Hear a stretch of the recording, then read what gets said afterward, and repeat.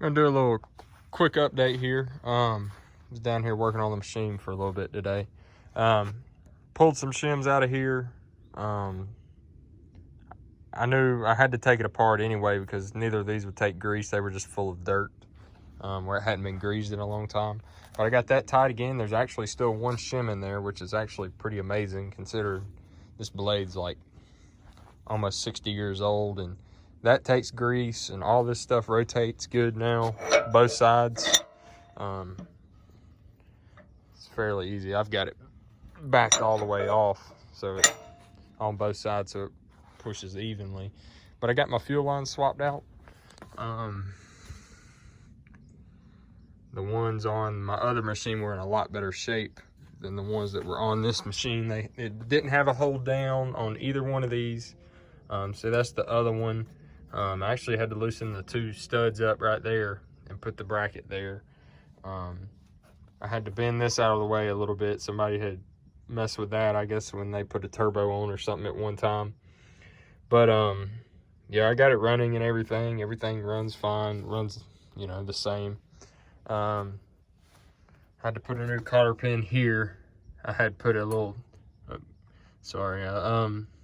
cheap little Harbor Freight one that I had at the time, and I got a better one and put in there.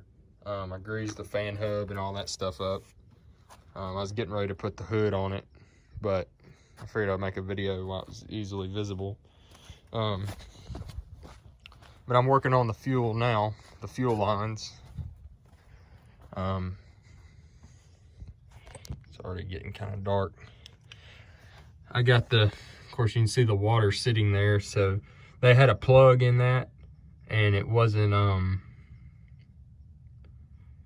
I guess this thing leaks a little bit because this has been off for a while. I guess I'll stick the plug in it for the night, but I've got two new ball valves here.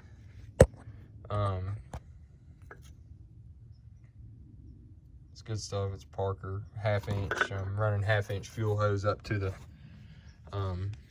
engine, and I'm gonna run a water drain, you know, somewhere right here, you know, like on a newer machine, like a high track, or, you know, just so I can drain the water out of this thing easily, because it is, you know, you do get a lot of sediment and a lot of water in your diesel fuel, especially nowadays. But yeah, that's really about it. I'm about to set the hood on it right quick, and yeah, everything should be good on it.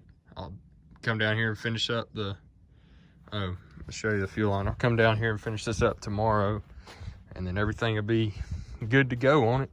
But this is the fuel line I got. It's 1/2 inch. Let's see, where's it at? 1/2 inch. It's a pretty good size. It's really thick. I mean, it's just a suction hose, so, you know, it said 280 PSI, but, you know, it's not going to collapse anyway. So what the problem is, if you run this thing at high idle and you're pushing, it will bog down and shut off before you can catch it. And you let it sit for a second, it cranks right back up. So it's running out of fuel is what it is. The old steel fuel line running from the tank up to the water separator, or up to the fuel system, is, I guess it has swollen shut almost with rust and algae, or, you know, whatever. But I'm gonna remedy that with that fuel line there.